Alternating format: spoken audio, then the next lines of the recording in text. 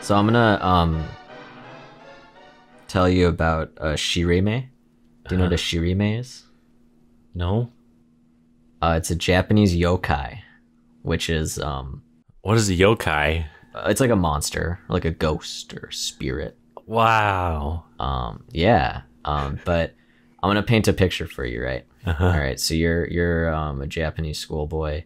You're walking home from school one night, and you see a strange figure ahead of you. He's in a big coat, right? A hat, long hair.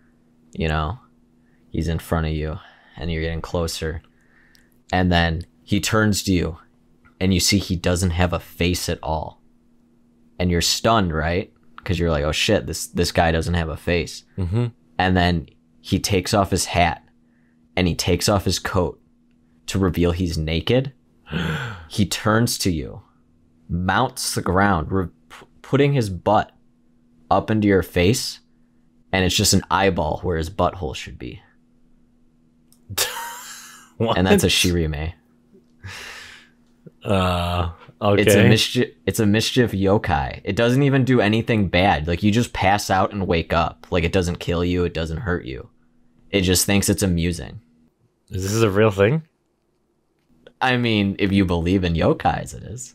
Oh, okay. So you didn't It's make like this up. it's is like the what you're saying. Japanese equivalent of like Bigfoot. Like we have our like cryptids and stuff. Yeah.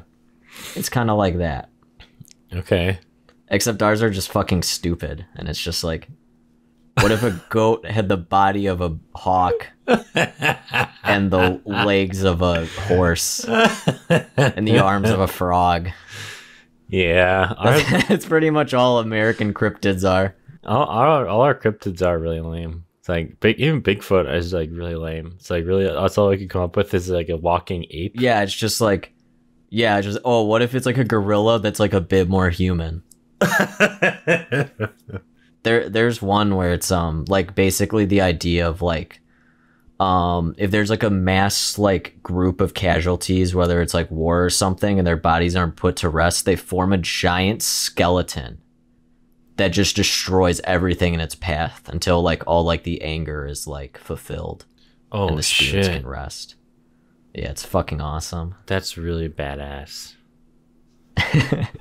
So the reason I brought up yokais is because we watched the Japanese film Meatball Machine. So I guess that's my segue into the movie. But welcome to the that was really bad. Welcome to shut up. Welcome to the Guts and Ghouls podcast. I'm Dax. And I'm Brad. And this episode we're doing our bloody backlog, where we basically just pick random horror movies that we haven't seen yet, have heard about, wanted to see, and just basically getting through our backlog of horror movies. And this episode I picked one that I've been wanting to watch for a very long time, which is Meatball Machine from 2005, directed by Yudai Yamaguchi, if I pronounced that right. And I'm a big fan of this genre, as you know, Brad. I love grindhouse movies, no matter what nationality they are, and I like Japanese horror movies. I almost said horny movies, which is also what this movie is. I like Japanese horror movies, and I feel like when the two mix, it's just great. And I love practical effects, and these movies always use that. Like, probably 90% of the budget is just on like costumes and gore effects. Yeah, I was gonna say I give major props to this movie because there's like barely any visual effects in it. Like it's all done mostly practical and in camera. And normally, like with these movies, there is like a little bit, and it's kind of like intentional. Like it's intentionally kind of made to look cheesy, but this one really doesn't, I think, at all. Other than maybe when someone's shooting like a giant laser. Yeah. Or something. Like basically like if you have to use practical effects. Yeah. Yeah, there's no way you They can do that other than having some kind of an effect. But basically Meatball Machine is a non-spoiler plot is are they aliens, or is it like a parasite, or is it both? I mean, I guess thought it was aliens, yeah, based on the ending of it.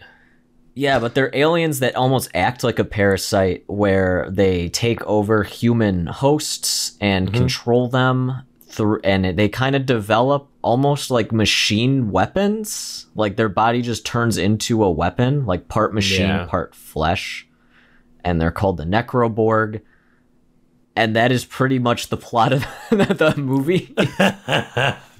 Yeah, these aliens just wreak havoc on this community of people. Yeah, and you eventually find out why. But the whole time I was watching, and I wasn't really sure until maybe like the very end, is I didn't know if this was normal in this universe. Like, if you're just walking to work and you're like, oh shit, there's a Necroborg fighting again, you know? Or if because they didn't seem that well hidden. No. Like, they were just wandering the streets. Yeah, they were literally fighting. Just out in the middle of nowhere, just fighting, like, in an alleyway. Yeah, it'll be like in an alleyway or like in like a field or whatever. So I wasn't sure this entire time if this was like normal. Yeah, I wasn't sure either. I'm gonna assume not, because the what's his name, the main character Yoji, and then the girl also had no idea what the fuck the thing was when they were by it. Yeah.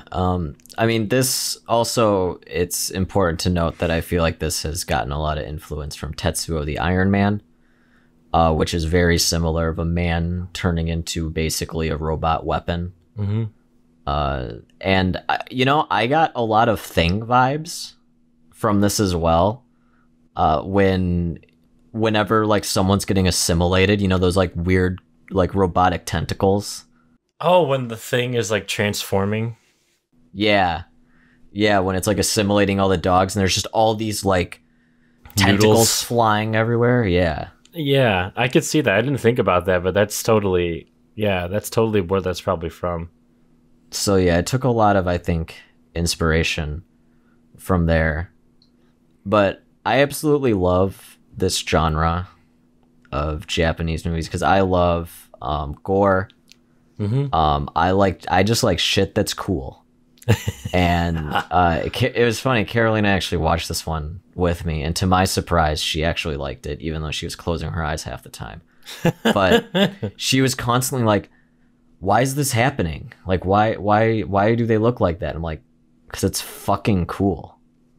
Like that's all the logic you need. That's all you need. And I love that in these movies. And that's essentially like Tokyo Gore Police too. It's like there's a woman that her limbs are just katanas, and she walks like on all fours, almost like an animal. Whoa. And it's just fucking sick. And they never explain it. And then she eventually she gets the katanas replaced with like M16s. Oh, I think I've seen a clip of that. Yeah, that's like used on like a lot of like the promotional stuff. But it's awesome. That does sound awesome. I'm not gonna lie.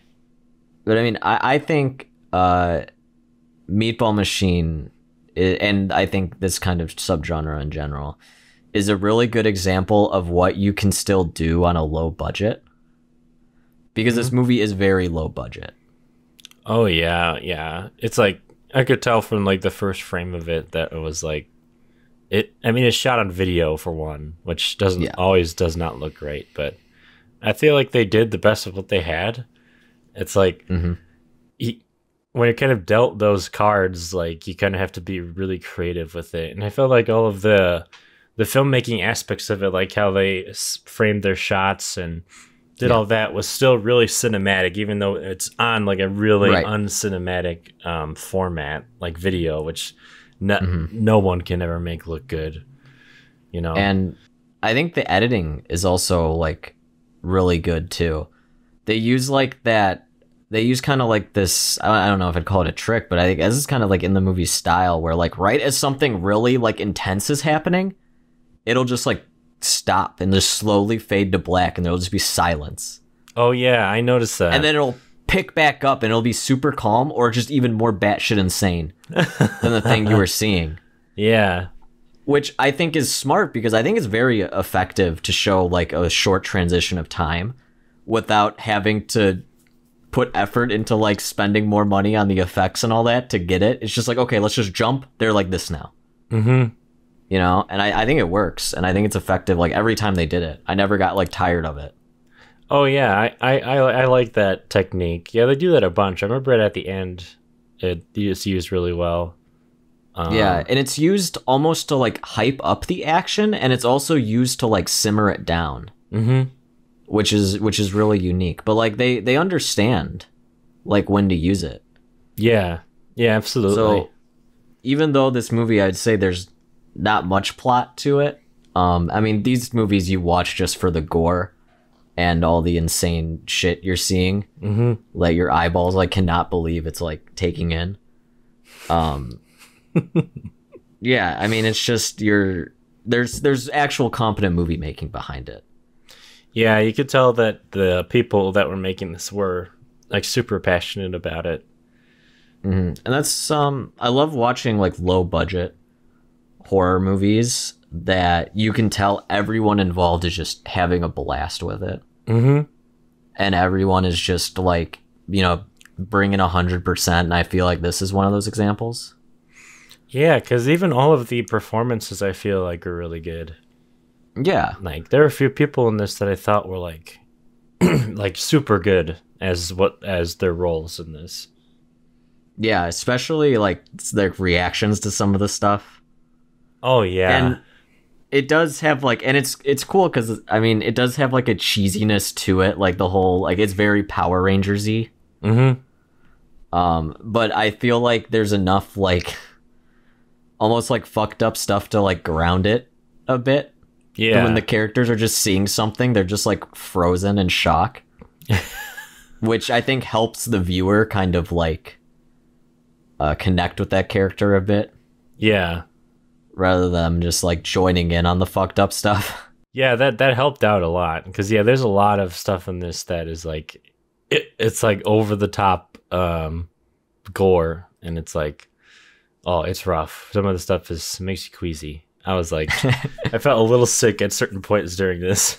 You know, it's really funny because this is like a comfort movie for me. Yeah, which sounds really fucked up, but like whenever I just need to like turn my brain off, I just need to like watch something I'm gonna have fun, I always turn on like stuff like this. Like Machine Girl, I love. That same director did one called Dead Sushi, which is about sushi, like zombie sushi, basically. Yeah, I think I had that one recommended to me after watching this. Yeah, that movie's awesome. But it's like stupid, like gory Japanese movies I just love. Because I just love seeing a dumb premise just taken to the extreme. Yeah. With 100% seriousness. But these are like my comfort movies. That makes sense. I can see how it would be kind of comforting in a way. Especially if you like gore. These movies are just a reason to see good effects. Yeah, and they are good effects, and like there's not much like one thing I hate about low budget horror movies is all the CGI blood splatter and stuff like that. Yeah. As far as I could tell, this had none of it. So it's like, yeah, you can tell it was all like real stuff. But or another thing I hate is the cutaway. When they cut away from it, like the knife's about to go in, and then they cut to something else, and it's like, okay. And all you see is just like the body afterwards. That shit is really. And there's just like they just spray some ketchup on them, and you're like, oh, cool. Yeah, I mean, I do appreciate where they kind of focus the budget on, especially a movie like this. Yeah, that would have made it more unwatchable for me. Was if it was like there's a lot of different CGI and like. Oh yeah. Because I mean, it's already on video, so it's like you're gonna have way less of a chance of making a CGI effect look good when it's shot on video than like other formats like film or you know, like really good HD. So it's like they needed to do mostly practical, and they definitely did that really well. And I don't know about you, but I thought this movie was also like really funny. like with some of the situations. Oh yeah. And just the absurdity of a lot of it. Yeah, there was a lot of times where I was just laughing because it was so like ridiculous what was happening. Yeah. Even though it's like horrifying, so I felt like really bad, but No, I think that's the point. Because I don't think you're really supposed to watch this and go like, oh my gosh, that's the most offensive thing I've ever seen. You know? Like, that man's skull got split into two. We need to ban this film. Yeah. Yeah, it's I mean, personally, I mean, okay, I was a little biased. I knew that I was gonna love this going into it. And these movies, I kind of view on a different level than I would other movies. If that makes sense. I guess kind of like you go to see like a superhero Marvel movie, like Morbius. Yeah, you're gonna put Morbius. You're not gonna put that on the same level as like There Will Be Blood or something like that, you know? I actually know. I think Morbius is on the level of There Will Be Blood. Oh, you think? Yeah. Yeah, that is true. I heard Martin Scorsese said it was like that's cinema. He's like, cinema has been dead for a while, but Morbius is it. You know, I saw somebody on Twitter that was reposting a meme of that quote, and that some actors actually retweeted it thinking it was real. Yeah, I saw that too. It was like, oh, it's wow. So funny. It's embarrassing. I just want to imagine Martin Scorsese sitting in an empty IMAX theater alone seeing Morbius. Yeah, with no one else in there. He's like, release the Dr. Morbius cut. It's just so weird. But yeah, I think we wanted to kind of segue right here into an announcement that we're about to make, where this podcast is actually going to turn into a Morbius podcast from now on. Yeah, so every episode we will be talking about different things about Morbius, talking about all the exclusive news we get on Morbius 2, which we know is going to happen due to the success of Morbius. We're going to get Jared Leto on. Yeah, we got him lined up for next week already. He is so certain that Morbius 2 is happening that he's not breaking character. He's going to be Dr. Morbius until they finish filming. Too. He actually crippled himself in real life for this role. I want to see Jared Leto take like method acting so far that he cripples himself and then genuinely believes that there is like a vampire curse out there. Oh my god, that he could obtain. And the producers are just like, no, Leto, like no, it's not real. You know, I want to, like, the making of this movie sounds more interesting than the actual movie. Because, like, I want, like, there to be, like, a film crew on set watching, like, Jared Leto, like, pretending to walk around on crutches and, like, pretending to be, like, crippled. Yeah. Like, that would be so interesting, and seeing him, like, filming other people's reaction to him doing that. Like, and they actually just make a movie off of that. Yeah, and it's, like, actually reviewed well and is, like, well-liked more than Morbius. It's making of Morbius. Like, that would actually be awesome. That would. Because he does this on every film set. Suicide Squad. Oh. Like, yeah. I'm sure he did it on Blade Runner. It's not needed, too. No, it's just unnecessary. You just come off like an asshole. Yeah, especially for like Morbius, you know? Like if Daniel Day-Lewis did it, I was like, okay, you know, sure. Yeah. You know, Heath Ledger, all he did was, I think he just like locked himself in a motel and read comics for like a week. Yeah, that's literally all he did. Yeah, people like to say for him that he was like always in character on set, but that wasn't true at all. Like after he was done with this scene, he'd be like, did you like that, guys? And they're like, yeah, no, keep doing what you're doing. Don't listen to us. You're telling me he didn't go, so, did you guys think that was funny? Was that funny enough for you? He's at craft services, like, eating with everyone else, and they're like, dude, calm down, please. We're just trying to have lunch. He's using his knife to, like, cut, like, some cheese in there. He's like, he puts it in one of the poor, like, boob mock guy's mouth. He's like, I want to see a smile out there. metal silverware. It just when you're cutting your lunch up, it just goes too quickly. I prefer plastic. You can really savor the meal. I like when the plastic fork breaks. There's a little plastic prong in there, and you don't know where it is in your potato salad until you take a bite.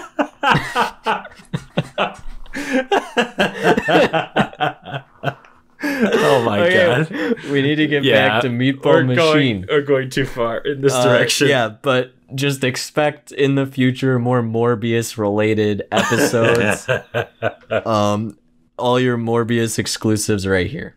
Now I believe we should get into the spoiler part of Meatball Machine. So if you care to watch Meatball Machine, do it now. You can watch it free on Tubi. And yeah. So this movie, which I love when horror movies like this do this, is they just get right into it. And we start with two big clunky robot meat flesh people fighting each other, and it's awesome.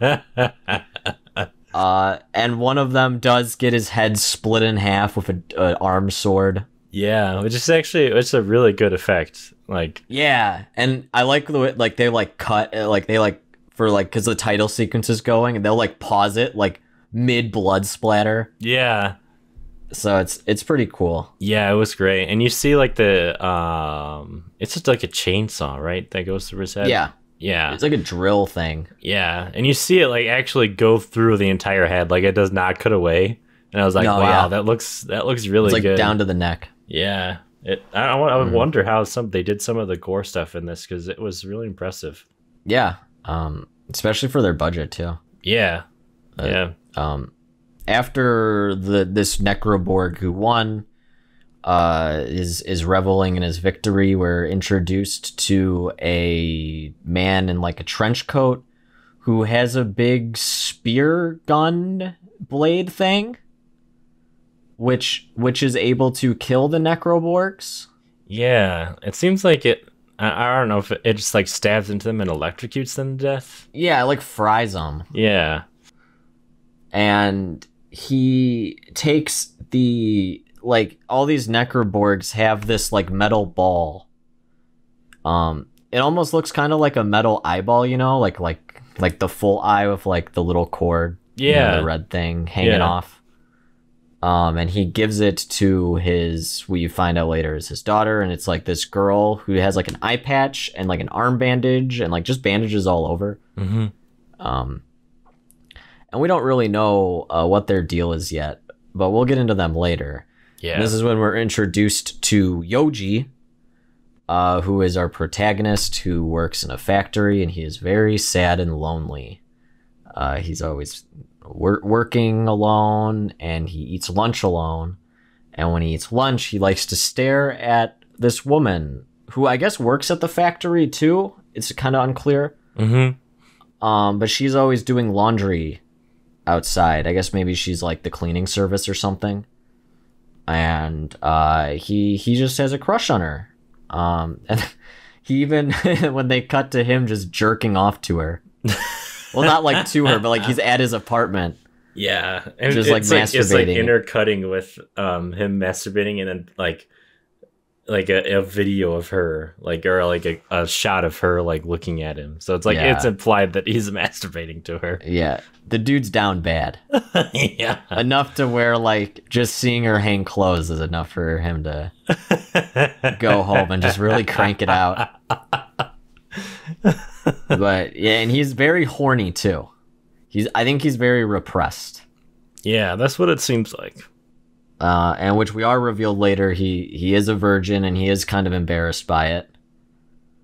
And that's kind of a common thing he's battling with, I guess, internally.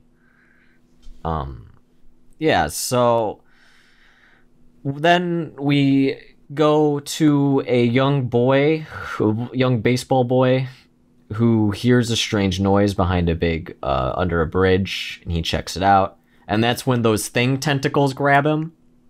Yeah. And he becomes assimilated. And the boy walks into the street and he's all like necroborged up. He's got like wires around him and stuff. And you know they're like a necroborg, well, other than all the wires around them, but they have like these eyeball things. They're almost like metal plates that go over the eyes. Yeah, they like screw into the eyes. It's brutal. Yes, and then he gets hit by a driver who wasn't paying attention. And I thought this part was pretty funny because the kid just kind of blows up. Yeah, it's like a cartoon because like all that's left on the ground are his feet. Yeah, it's like his feet with his bones sticking out and just a pool of blood. Yeah. And the guy's just like, oh no, I killed someone. But then it's like this robot spider thing is, I guess, like this parasitic alien. Yeah. Jumps on him and takes him over. Yeah, then where he's wandering around and causing havoc, and he gets into a fight with our trenchcoat man, who at this point we learn is like hunting these like necroborgs. But he's not able, he stabs him, but he's not able to finish the job, and the necroborg gets away, but he's wounded. I guess enough so to where like I assume the host body's probably dying. Yeah. So the spider thing detaches itself and scuttles away. And it had like a bunch of steam coming out of it, so I guess it's injured. Oh, yeah. I assumed it was like it's like that when it's like overexerting itself. Yeah. Like when a car overheats or something like that. Right. Like, that's that kind makes of sense what I understood from it. This movie is very like industrial. Yeah. Like all like the B-roll footage is just like power plants and like metalworking places and yeah, so our good guy Yoji decides to go to a dirty movie. And there's a very funny scene where like this woman comes in and sits next to him, and we quickly learn that it's not a woman, it's actually a man cross-dressing, and sits right next to him. And then Yoji just kind of like awkwardly gets up and moves the seat over, and this guy follows him.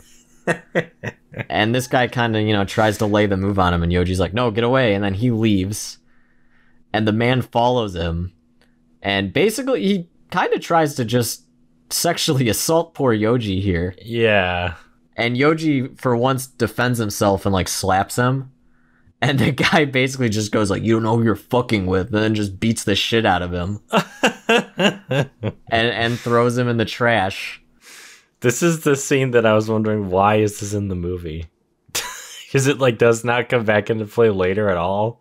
Yeah, I was expecting that character to show up later. Yeah, me too. Yeah, I mean, I guess, to show, because Yoji stood up for himself and he still got the shit beaten out of him. So I think it kind of gets to the point of why try anymore. Okay. But as he's in the garbage, our parasitic alien tries to jump on him, but I guess it's too weak, so it kind of misses and it dies. And Yoji is also like, I want to say like he's smart, because his apartment is covered with like tools and like robotics. So he's fascinated by this spider thing and takes it home, and he's trying to like crack into it. And he even takes it to work and tries to use like an industrial like drill on it. And the drill just breaks. So, and I think Yoji realizes like he's got something, because he keeps hiding it too. As he hides it in his closet, his I guess his friend decides to take him out, where he learns that Yoji is a virgin, and he's like, don't worry, I'll get you laid. So they go to like a brothel or like a soapland. Do you know about soaplands? Do you know what soaplands are? No. They're basically, so like in Japan, like prostitution's illegal, but if you front the business as something else, it's fine. So like soaplands are basically like brothels there, where they give you like a bath. It's like a spa, but you get to fuck. Nice. So yeah, Yoji goes to one of those. Well, it gets taken to. It's not by his choice, and he's all awkward around the girl. And he reveals that he's like a virgin. She's like, "Oh, it's okay, don't worry about it." But he's like, "No, I'm leaving," and he leaves. And on his way home, he sees his coworkers who are jerks. Like, the beginning of the movie, they're constantly saying, like, derogatory things towards, like, women and stuff. And they're talking about how they're gonna screw, like, that girl that he likes, whose name is Sachiko. And he sees Sachiko with those jerks. And he sees, like, the main... I don't know if the guy's, like, his boss, but he's in, like, a suit while the other guys are in, like, workers' uniforms. And he, like, starts forcing himself onto Sachiko. And Yoji's, not going to take it. And he stands up to the guy. And again, he gets the shit beaten out of him. But the guy's like, screw this, I'm leaving. So Sachiko kind of sees, like, oh, he stood up for me. What a nice guy. And she takes him back home and basically, like, puts Band-Aids over his wounds and stuff. And then she reveals in a hashtag wholesome moment, where she reveals that she only went to that party because she was hoping Yoji was there, because she sees him creepily staring at her, which I guess she thinks is nice. Yeah. And they kiss. Yay. Woohoo. But then Yoji is awkward and he tries to do more. And she's like, no, I have these scars on me. You won't like it. And Yoji's like, no, it's okay. He's super horny right now. So he's like, no, it's okay. And she's like, okay. And then he, like, removes her shirt. And she has, like, this big, like, it looks almost like a vagina. It's like a huge gaping scar. Yeah, it's huge. It's all, like, red too, and it looks like it's scabbed over. Yeah. It's weird. Yeah, and she reveals that she got the scars from her abusive father, and her father inflicted them on her, so no other man can have her. And Yoji is kind of like... I don't think Yoji was necessarily, like, grossed out by it, but I just think he's awkward and doesn't know how to respond. Yeah. And she took that as, like, he's rejecting her, because she's gross. But Yoji is just a really awkward kid who doesn't know how to talk to women. But as she's explaining this, the thing in his closet, that robot spider, starts waking up. Because I guess it's attracted to, like, negative emotions and pain and despair. And it jumps out of the closet and latches onto her. And we get a real Evil Dead scene. But instead of a tree, it's robot tentacles. So in classy Japanese fashion, we get a robot impregnation scene. Where God. I guess... So I was trying to interpret what's going on, because Yoji is just dumbstruck. Like, he's just like, what the fuck is going on? Yeah. And I assume the thing impregnate her, which created that seed thing that we've been seeing earlier, that the Necroborg are, like, fighting over. Oh, with the little alien freak inside? Yeah. Okay. So I believe it made that, which it needs to take over, like, the host. And they kind of, like, go on wherever, but it seems like it's, like, their shoulder or something it kind of, like, attaches to. Mm-hmm. And we see, like, the alien freak, and I thought this was pretty cool. And I think, like, these effects are, like, really impressive. Like, they had to... I don't know if it was, like, stop motion or what they did for these, like, little alien guys when they're in, like, that pod. Yeah. But it looks really good. It does, yeah. I want to say it was just puppetry, because it didn't look... Oh, yeah, it probably was a puppet. It didn't look like stop motion to me. Yeah. Just a real slimy puppet. Yeah. Real fleshy puppet. Really slimy, yeah, gross looking, like, weird puppet guy. Yeah. But it's like, it was pretty cool. It's like cords are, like, going basically through her body, and like it's almost like mixing, like, her veins and the cords, and he's, like, grabbing it, and, like, they're, like, connecting to him. So you get the idea that he's, like, basically the puppet master. Yeah. And this next part, it's funny, Carolina actually screamed at, where you see that there's, like, these arms that come out of her, like drills, and they're going straight into her eye. Oh. And they do actually show it drill into her eye. I was worried they would cut away from it, but they showed it.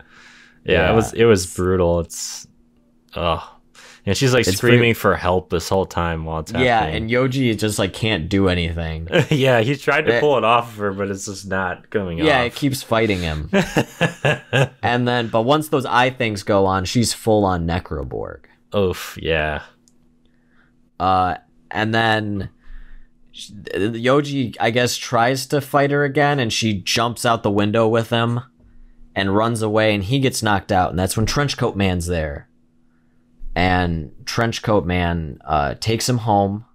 He wakes up in their weird apartment that has just like news clipping articles and like maps all over, like the typical kind of craze. This is where I think the cliche kind of part comes in. Yeah. Where you have the guy hunting them. But it's revealed that that girl is his daughter and that she is part Necroborg, but somehow it didn't fully mutate her. But the Necroborg need to feed on other Necroborgs to stay alive. Right. So they need that seed thing.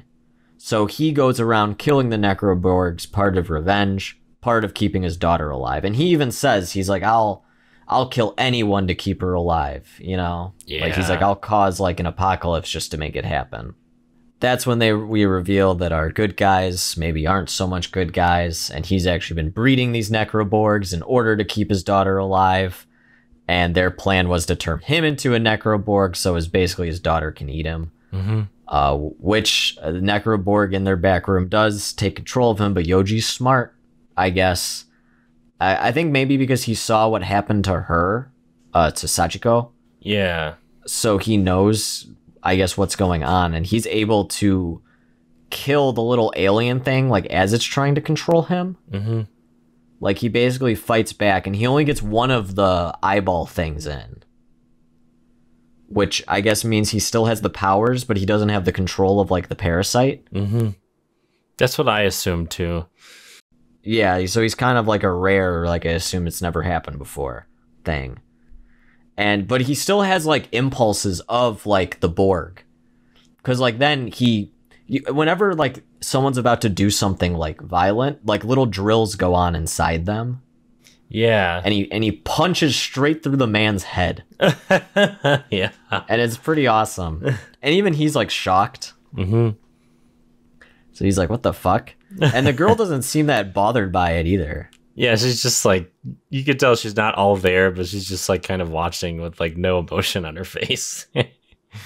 So pretty much he just goes out and is looking for Sachiko at this point, because I think he realizes like he has the power to like fight her, and they fight.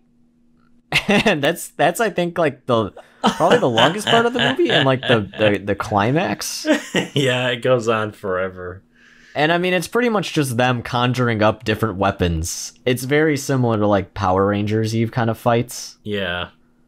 I mean, I know you're not that much of a fan of it, but I'm into it. I think it fucking rules. I think it would have been good if it was shorter.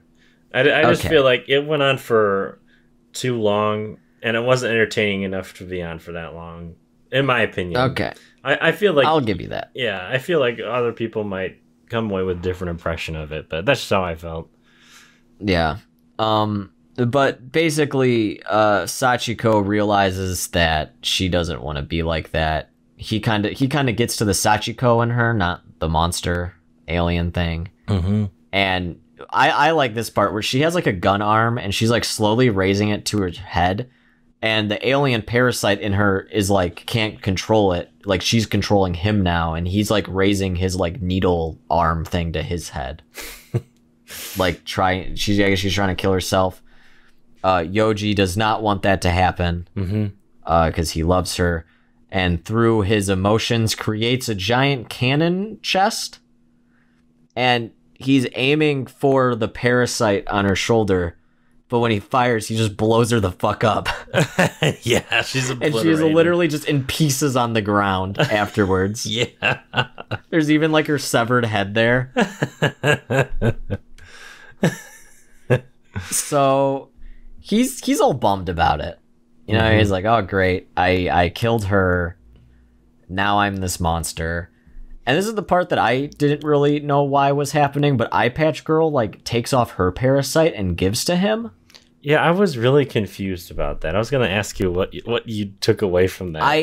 I think I'll get into it in a second when we reveal, I think, the motives of the aliens, because I think it ties in with that. Yeah. But, yeah, so Yoji takes it, but then again fights the alien thing, and he basically says, you know, if these parasites are feeding off, like, our memories, I want to keep Sachiko's memory alive, and I want to keep it eternal. So he just self-destructs, basically. And I really like this part, because his head just pops. Oh, God, yeah. It just, like, is an explosion of just blood and guts. His head just pops off. And it's kind of the end of the movie. Kind of. And then we go to these aliens on an alien spaceship, which are the same aliens as little parasites have been controlling them. And they reveal that I guess this has all been a game. And that they are enjoying it. And they learn from this event that the more emotional weight the fight has, the more interesting and exciting it is. So I don't know if they collected their bodies or they created their own version of Yoji and Sachiko. Mm-hmm. But they said they got rid of all the things they don't need in order to create a more intense fight. And there are sequels to this movie, so maybe that's what those are. Oh, there are multiple sequels? I think there's like 2 others. Oh, wow. So I'll watch them and let you know. I wonder if, I would watch them if they're good. Because I didn't mind this movie. But I think the reason why she gave him the thing was that he was going to die and she wanted to keep the game going. Yeah. Maybe she was more parasite than human, you know? Like she was the spectator. That's what I would assume, because she has like no emotions on her face, really. It's like it seems like the human part of her is gone. Yeah. That's what I got from it. And so that's what I thought. Maybe she was just keeping it going. Yeah. But it's weird because then Yoji is also just like, just do it. Like he knows what she's going to do. Like, I was confused by that as well. Like, what is happening? I don't know. Yeah, I was confused why he wanted it. I think his thought was if he takes the parasite, because the parasites take the memories of the host. So then the memory of Sachiko will always be there forever. Oh, okay. Which is why he wanted it. Yeah. But then he realized, fuck that. I don't want these aliens to win, and just popped his own head. Yeah, he self-destructs himself. Yeah. Oh, brutal.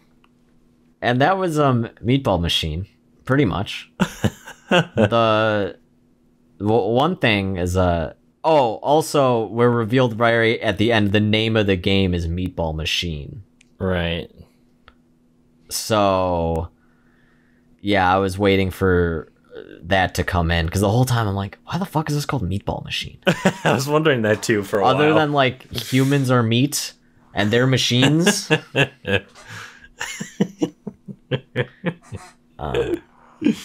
But I mean, these movies, I think on the surface are very they're much more made for entertainment value.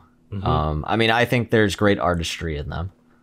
Yeah, no, there was a lot of I thought it was really well executed for what they were trying to do, like filmmaking wise. It was impressive. And these movies are typically made by like horror auteurs, so there is, I think, some like thematic elements there, especially with stuff like Tetsuo. And a common one in like all of these movies is like industry and like humans, almost like the idea of moving on to like the next age. Like we're so reliant on technology, we're so reliant on machines that eventually they form into us. And vice versa, like we become codependent. And right. I got a little bit of that from this, just with all like the industry we're seeing, like all the factories Yeah, I got that as well. I felt like the aliens and the what was happening to our characters in this movie and a lot of the people was like it was like kind of like an allegory. I don't know, because like Yoji, like he works at like a factory. It seems like some kind of warehouse where he's like building something. And I feel like the aliens are kind of like a metaphor for like the upper class and like how like they kind of like take advantage of people of the lower class. Like they say at one point that the robots are like attracted to people with negative emotions. Oh, true. And stuff like that. So it's like I feel like people with like maybe are more depressed or like maybe would have a job like that and like you know, so I feel like it was a lot of like I feel like what they were trying to do was like kind of like a metaphor for like exploitation of like really like the blue collar type worker, like your average Joe, and like how that can be like self-destructive to them, and like how the machine was like becoming part of their body, and like they went through like hell and they eventually die, obviously. Like I feel like it was a lot of that, and for the aliens it's all just a game to them, which I feel like is that's true. Kind of like how like some of the upper class of rich people probably feel about like the lower class people. I feel like it had a similar message to like Squid Game almost. That's at least for what I got from it. Yeah, I didn't get that at all. So that's interesting that like you picked up on that. That's what I got from it. I could be completely wrong and talking out of my ass. So, but I think that's most of the things we say on this podcast. So. Yeah. But I took something out of it. I think a bit more personally. And I mean, I don't know like the director's story, but I think it's also a story of what happens when maybe you can't be with the person you love. For maybe external reasons or whatever that is, and the destruction that can lead to. Sure. Because Yoji is constantly almost like yearning for her. Yeah. And then when he finally gets her, he can't have her due to her past trauma. You know, and it's not something that's necessarily his fault. It's not something that's necessarily her fault. And that just leads to, like, say a relationship would form, it could lead to something destructive, or if it did not form, it could also lead to something destructive. Oh, okay. Which is our climax of the film. That's kind of what I took away from it. Yeah, no, that makes perfect sense, I think. It's kind of like In the Mood for Love, if they just turned into giant fucking disgusting aliens and blew each other up. You know I reference this a lot, but I found that that love thing was very similar to the remake of The Fly with Jeff Goldblum. Yeah. Where it was like, but like this, it's like, what if Jeff Goldblum turned into the Fly in the first half hour of the movie, and then it was all about Jeff Goldblum having epic monster fights with people? That'd be awesome. He fights the bee. Or the cockroach. Gina Davis turns into the bee. No, she's putting other people with other bugs in order to fight Jeff Goldblum to get him back to being human. Oh God. But yeah, it reminded me a lot of The Fly, because I was like, because the Fly at its core is a tragic love story, and this is as well, where it's like about people like turning into like something like freakish and horrifying, something horrible, and body horror. And yeah, I especially got reminded of The Fly when she like raises her like gun attachment on her arm to her head and says like "kill me," and that reminded me of that. That's straight out of Fly. Yeah, it reminded me of that last part of The Fly when he puts a shotgun to his head at the very end. It's like very sad. Yeah. Yeah, I mean, I think this takes a lot from a lot of body horror films in the past. Yeah. A lot of Cronenberg. I think visually The Thing. Yeah, The Thing is very accurate. I didn't really think about that until you mentioned it, but that is totally probably where that's inspired. That was like the first thing that clicked. I was like, oh my God, this is The Thing? Yeah. And it's just the way the chords move too, because it's so violent and erratic, and there's like so many of them. Mm-hmm. Yeah. It's really cool. Yeah, it was really cool. Yeah, so, I mean, you know me, I love these kind of movies. I absolutely adore this movie. I don't think I like it as much as some of the other stuff in the genre, like Tokyo Gore Police and stuff like that. But I think this is very good. I think if you like this, definitely watch Tetsuo, or watch Tetsuo first and watch this. But Tetsuo the Iron Man is, I think, a bit more hashed out version of this. A lot more thematically solid. But I mean, this is still great, and I love it, and I recommend it. What did you think of it? Because I know this, I think genre is kind of new to you. Yeah, I guess this is probably my first foray into the, like you said, like the Japanese grindhouse type movies. Yeah. And I thought it was okay. It was like, there were some things I felt like could have been changed a little bit to make it a little better. Like, I felt like we needed more time with Yoji and Sachiko before they started turning into the like half man, half robot type things. To actually develop a relationship. Yeah, because I felt like that probably would have made the tragedy of it all hit a little harder. Yeah. Or like, or I was thinking you could even do a thing where like maybe she's still there for a while, like after she transforms. Like you can still have that her getting like transformed by it, but then they can still talk like normal, and like maybe he can try to help slowly her through transform. It. Yeah, and then like maybe as the movie progresses, like that thing inside her gets more and more control, and then maybe the eyes start those eye plate things start to come into play later, and that's when she like completely like loses it, and she becomes like a mindless like automaton that's being controlled by this little guy. Like I feel like something like that could work, because I was thinking because the Fly comparison was in my head the whole time, and I was thinking like, because that movie spends like the whole first half of the movie basically building up the relationship between Gina Davis's character and Jeff Goldblum's character, and you get to really like them, and there's a lot of stuff before all of the weird Fly stuff starts happening. And you get to really like them, and then that's why when Jeff Goldblum starts turning into the Fly, like it's really heartbreaking, because you know that like how much like he means to Gina Davis's character, and like how charming he was before, and how like relatable he was before.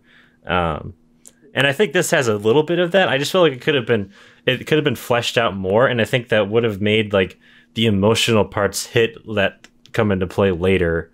But I like the ideas in this movie. I think they could have just been remixed a little bit, and it would have been like more impactful, is all I'm trying to say. See, it's interesting you say that, because I actually disagree with you there. Really? In this specific context, I think it's the perfect amount, because I think Yoji is very repressed, and I think it's almost better that he just got a little taste of it. Of what it's like to have a relationship. And I think it's almost more damaging, and we see this a lot today with like incel culture and stuff like that, but like almost like a theoretical relationship he has with this woman. He got it for a second, it's taken away, and now he's so angry, and he wants that relationship even though it's very destructive or won't even work. That's interesting, because I was thinking that it could be like a thing where like maybe the tragedy is that he lost that potential for that relationship, like that'll never be able to come to fruition. Like, so that I could see it working like that for sure. Yeah, I think your method is much more of a less batshit insane way of going about it. But you have to remember the type of movie we're watching, where you throw all logic out the window and you just ask, is it fucking cool? That's true. We need Necroborgs to punch each other and shoot each other. Yeah, that's what I want. I want Necroborgs exploding. I want children getting just blown up. I want meatballs. I want my machines. That's true. I'm thinking too much about it. I can't think that. I just have to go with the flow. Turn your brain off. Like it for what it is. Yeah. Just turn your brain off and appreciate it. I mean, that is a bad way. Don't turn your brain off, because I think there is a lot to appreciate. But no, yeah, there's enough here. There's enough like like I said, the story between them, Sachiko and Yoji, is still emotional enough that you get what you need from it mostly. Yeah, but I mean, I know you're a plot man. You know, you like your stories and your scripts, and these are they kind of take the back seat. Yeah, that's what it seemed like. Yeah. So yeah, and I mean, these movies really are just for the effects and just how hype everything is. Mm-hmm. So yeah, so that's Meatball Machine. We crossed that off of my backlog. I've had this in my thing for years. I've been wanting to see it. So you can watch it on Tubi. It's a good time.